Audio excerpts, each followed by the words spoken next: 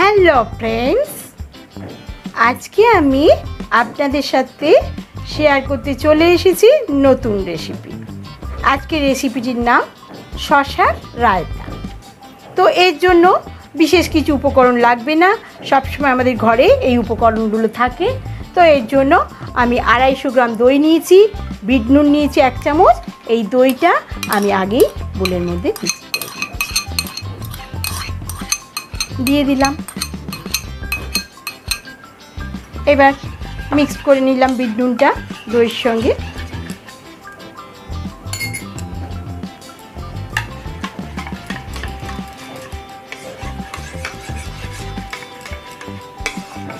একটু মিক্স করে নেবে।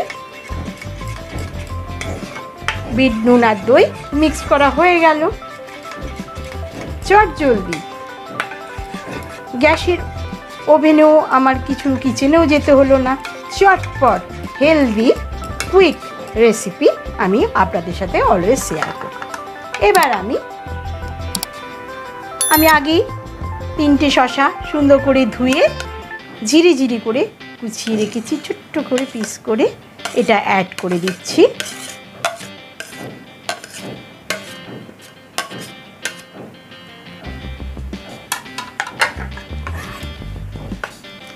শশাটা মিক্স করে নিচ্ছি দইয়ের সঙ্গে।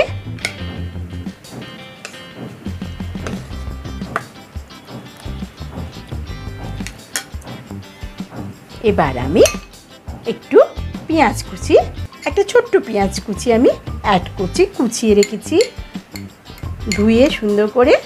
এটা অপশনাল, আপনারা যদি মনে করেন পিওর ভেজিটেরিয়ান ফ্রেন্ডস আমার যারা আছেন, তারা যদি মনে করেন অনিয়নটা দেবেন না, পেঁয়াজ দেবেন না, শুধু দই শশা দিয়ে বিট নুন দিয়েও দই রায়তা হয়ে যায়। আমি এটা একটু, আমার হাজব্যান্ড খুব লাইক করে, তাই আমি একটু পেঁয়াজ ঝিরি ঝিরি করে অ্যাড করে দিলাম। এবার এটা মিক্স করে দিচ্ছি।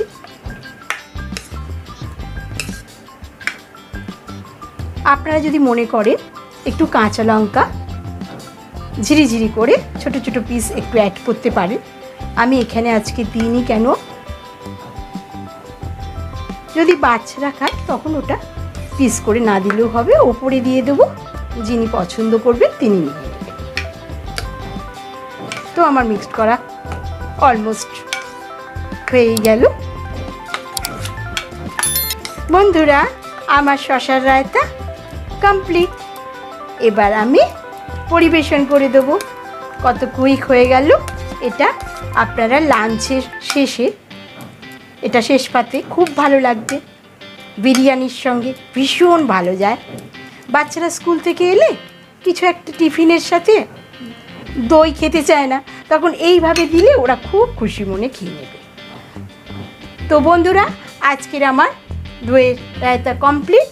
আবার নেক্সট কোনো নতুন ভিডিও নিয়ে আপনাদের সাথে আমি শেয়ার করতে চলে আসবো। ততক্ষণ পর্যন্ত আপনারা ভালো থাকবেন।